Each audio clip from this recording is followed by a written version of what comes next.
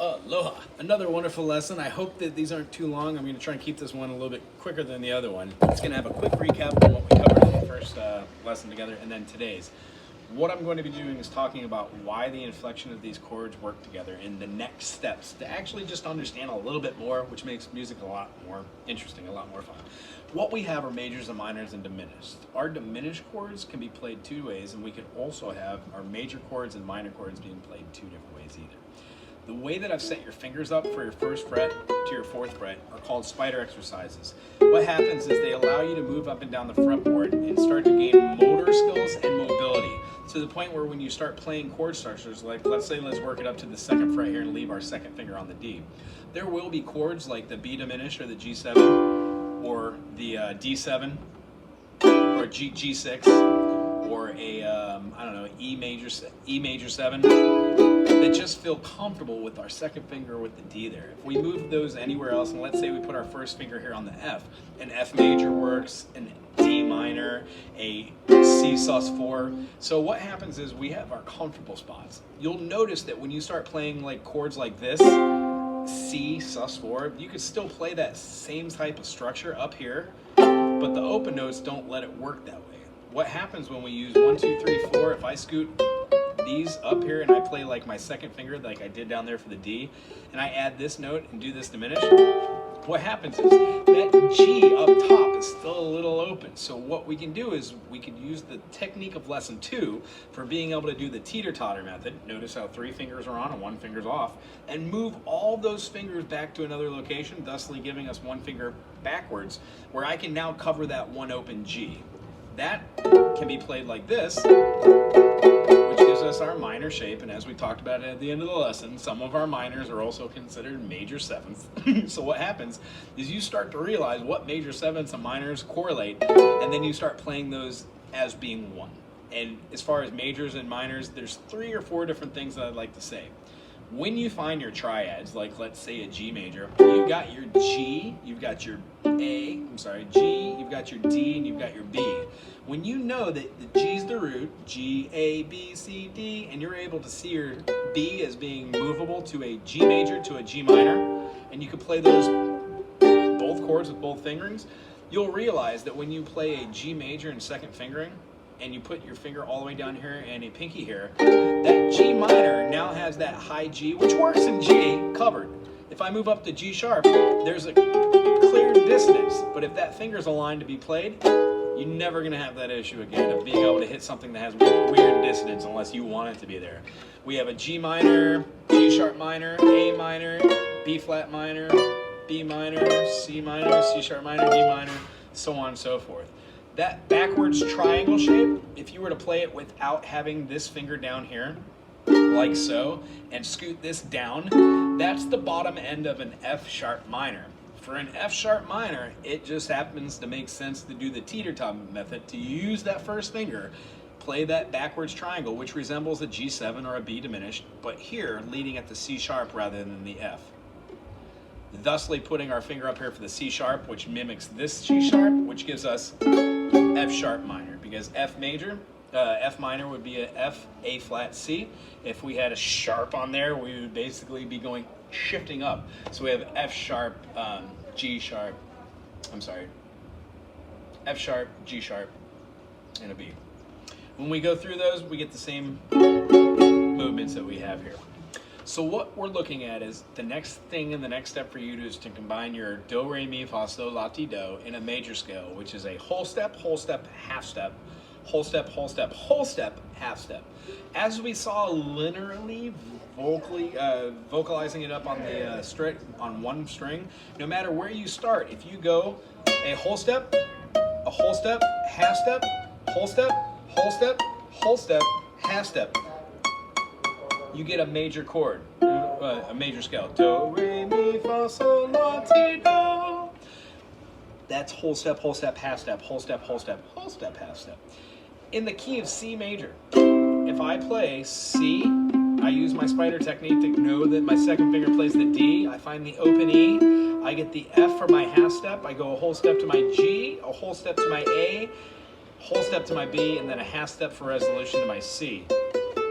And I work on on this every day. 1, 2, 1, 2, 2, 3, 2, 3, 3, 4, 3, 4, 4, 5, 4, 5, 5, 6, 5, 6, 6, 7, 7, 7, 8, 7, 8, 8, 9, 8, 9, 8, or 1, 1, 2, 3, 2, 3, 4, 3, 4, 5, 4, 5, 6, 6, 7, 1, da, da, da, da, da, da. See how I did those in 3 notes?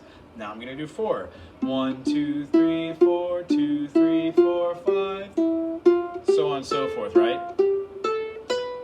What this does is it influences the fingers to where to go next and how to space them out using the spider technique. What happens when you get through 1, 2, 3, 4, 5? You'll realize that sometimes it's easier to use the fingers that are already lined up.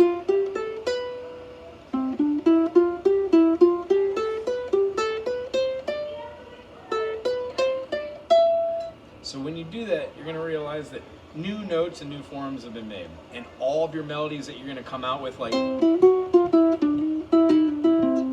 are typically explained through using do, re, mi, fa, sol, la, ti, do, and either flattening a major or flattening it a whole, or using the chord structures like in C major to add sustains with the same sustain fourth or the sus2.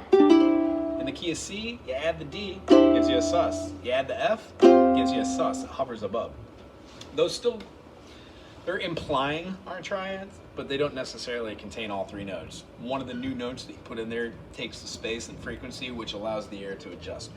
Sometimes when you have more strings on there, you will also play the note that you have moved, like in the key of G. If you want a G major 7 and you want to incorporate that F sharp, you still can play the G in multiple places on that chord, except you use the F sharp to signify that it's going to be a major tone rather than a dominant tone.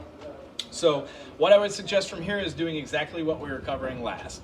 Write a key signature and learn all the chords in there. So if it's D major, you learn a D major, E minor, F sharp minor, G major, A major, B minor, C sharp diminished, and then a D. And what you realize is the C sharp diminished, the 7th, is going to look exactly like the B diminished, or the C diminished, or the D sharp diminished. It just is scooched up, sharpened on the fretboard. So what we have done is we've learned the A, the F, and the diminished, which correlate to moving those up the fretboard. But you have to play those F and second finger 8 before you can go there, do that. So I would suggest learning how to play all the chords up and down the fretboard using those simple cage system now that you understand. Work on your scales, do, re, mi, fa, sol, la, ti, do. When you have a whole step, half step, whole step, half step, if you eliminate that first whole step, throw it at the end of that cadence, and start with that whole step to half step, you get a minor.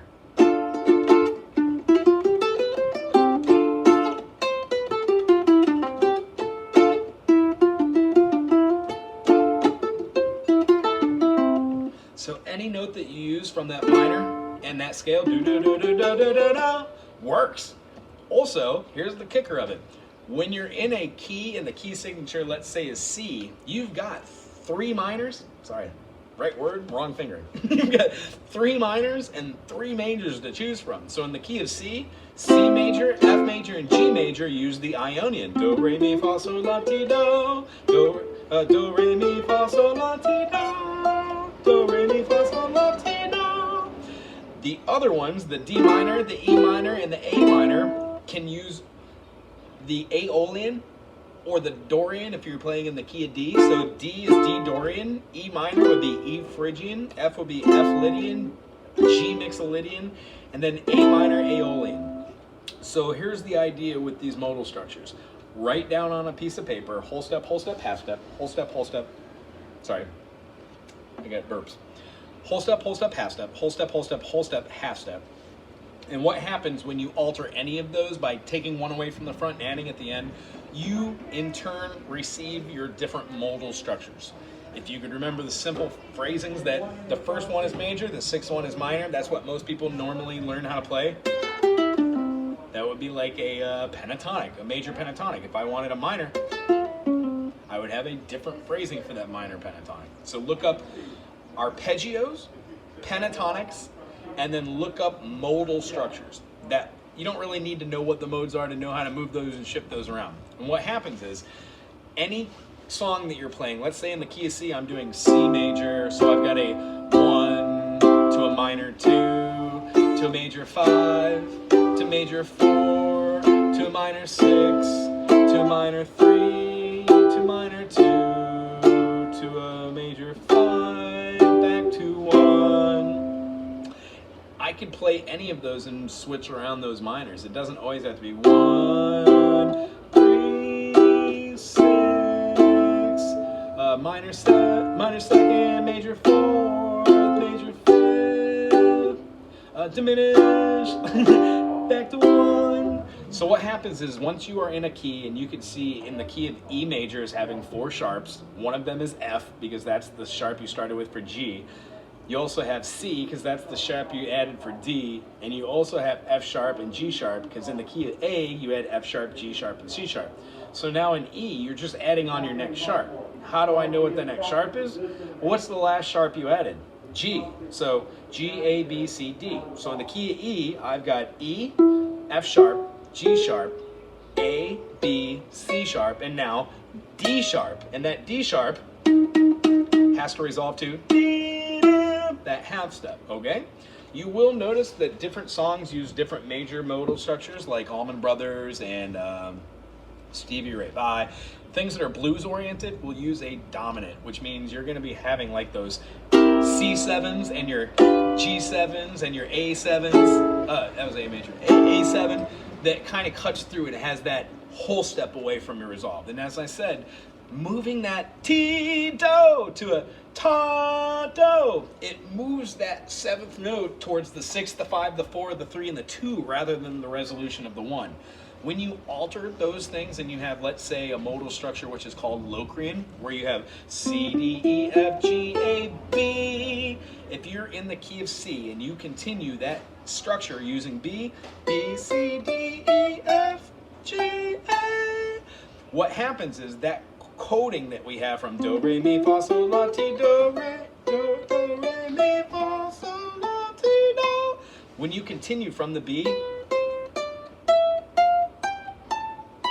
that becomes Locrian, the mode. And what happens is you can alter those as well to get different tones, where you don't just have. You could have.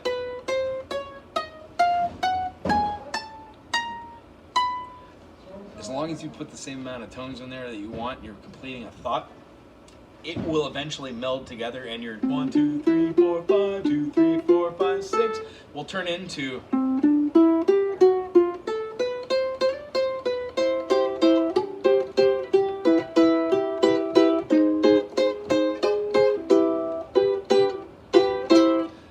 Along with the chords, along with the idea that thinking that everything's in 4, and if you give inflection to different beats, it becomes 3, 4, 6, 4, 5, 11, 13.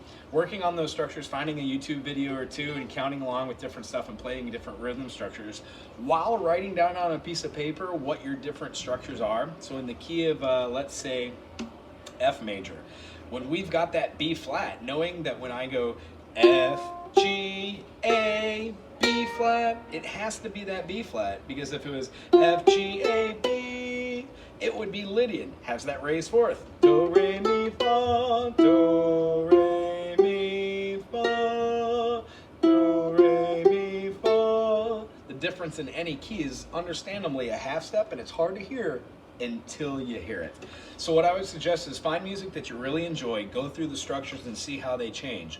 The one thing that throws musicians off when they are learning theory here is, how come there's like a major chord within a minor phrasing? So if I were to have the key C major, and I use the 6th, the 5, the 4, I would have an A minor, a G major, and then an F major. In every major, do, re, mi, fa, sol, la, ti, do, the 4 and the 5 are majors. So whenever in any chord progression you have 2 majors together, you can tell what key you're in. if I had this. I'm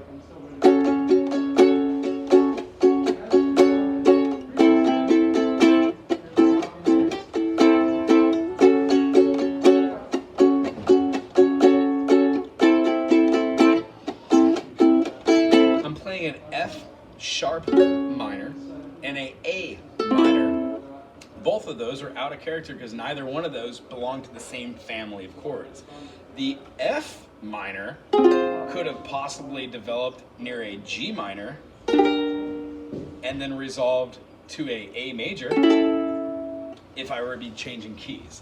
So what happens is in my C major example, so I have an A minor, G, F, and what you'll hear a lot of time in music is you'll have the minor sixth to a major fifth to a major fourth, and then it'll go to a major 5 or a major 3. Now in the key of C, that C major, D minor, E minor is a minor, but when I influence it as a major, it changes keys. So A minor, like da da da da da,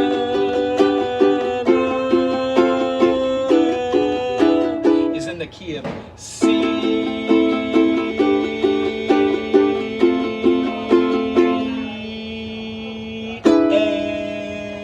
I move to an A major because A, B, C, D, E. A major is A, B minor, C sharp minor, D major, E major. Here's my two majors together.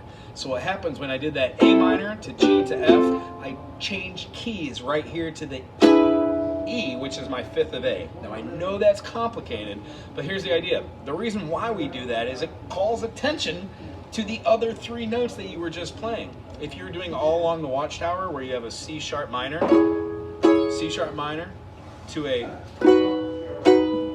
B major, to an A, I had there must be some kind of way out of here, said the joker to the thief.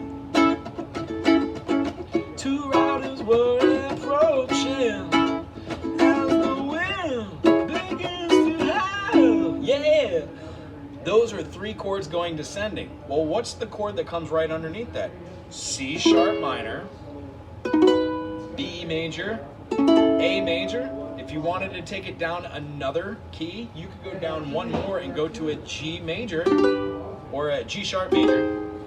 So we would have, there must be some kind of way out of here. And then you could resolve it.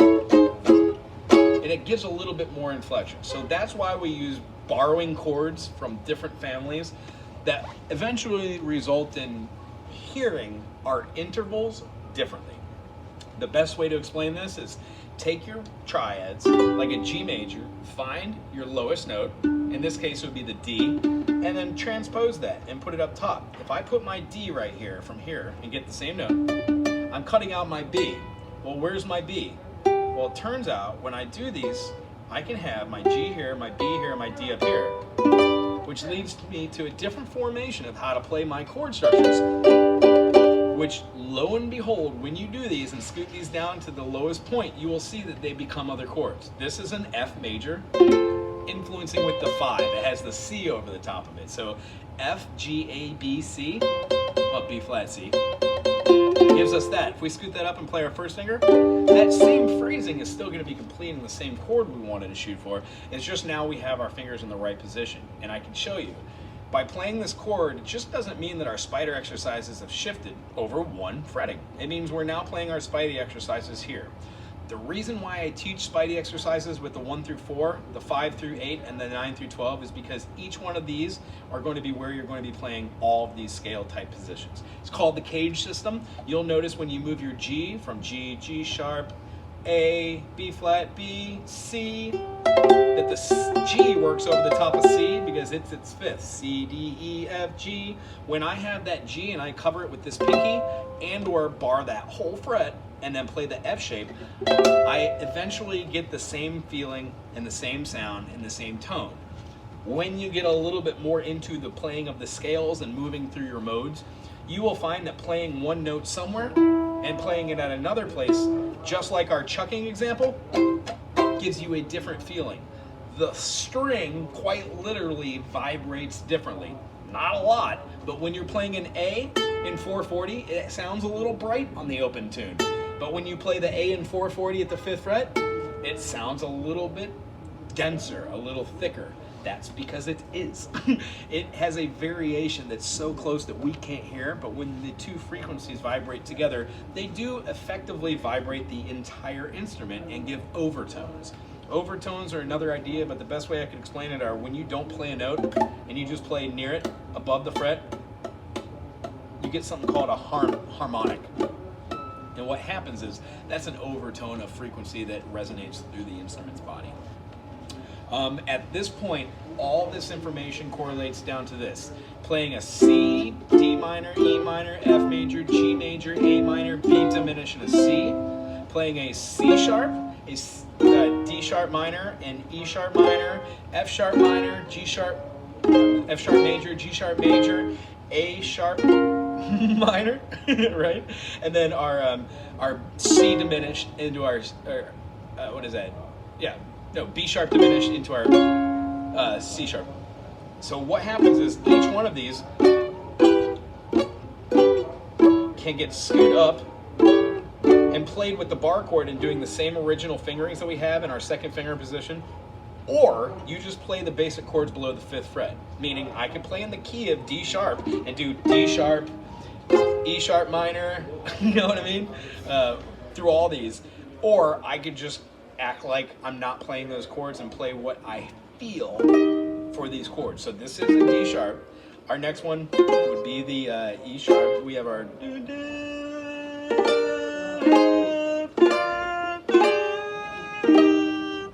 all of those chord structures will always work for you. The chucking aspect of it, if you want to work on the chucking, use your rhythm that we worked with. And I'm going to go over that lastly, because I do believe that's the most important thing that we will have from this takeaway. Subconsciously working on rhythm through the, let's play a G. 1, 2, 3, 4. Attacking on the 1 and letting those notes dissipate through the and of and 1 to the and of 4. 1 and 2 and 3 and 4 and 1 and 2 and 3 and 4 and. When you keep your hand going subconsciously, when you are doing like half notes and playing on the 1 and the 3, you're already in rhythm on your right hand. When you go every beat and they become quarter notes, your swagger and your sway becomes less of a, and it becomes more of a focused fulcrum right here. And then as far as the quarter notes turning into 8th notes, we have our down. We're just going to do it down and influence our thumb on the upstroke. Down, and these are 8th notes. And what we do and we struggle for on the 16th notes is to double this time signature, but not lose the structure of da da da da da da da da da da da da da da 1 and 2 and 3 and 4 and 1 E and a 2 E and a 3 E and a 4 E and a. You can even turn these 16th notes into 34 notes, 32nd notes. Yeah, we're like going. But it's just something you have to practice over and over again. The slower you start those quarter notes, the easier it is to hit the 16th notes. Also, the last piece of advice I'll give you is challenge yourself to get music that is harder and above you. Try and do G Minuet by Bach. Try and do maybe something that's out of your comfort zone. Something a little bit more than Over the Rainbow or Moody Blues or something. Or actually, Moody Blues is a great one if you do anything off of Search of the Lost Chord. Anyway, it's very nice meeting you. I hope this works out well for you. Give me a buzz if you ever need any more music instruction. Put comments in there, no matter if it's now or a year from now. I'll try and get back to you when I get that ding. And then if you are interested in Zoom lessons, I do Zoom lessons over a period of a month. I give you something on the first of the month. You play those, you give me a video that's like this, it'll be 5-10 minutes of you doing the actual things. If I were to say, show me all your sus chords in the key of C, you'd be like C major, C with a D, C with an F. Now utilize those in a D major as well. All right, D, D with the sus, D in the vein, E, and you'd be able to go through all those, and that would be the study practice. And what happens if you're doing them in a course, I give you a song which correlates to that. So if the song has a G, B, C, A minor, you'll be able to see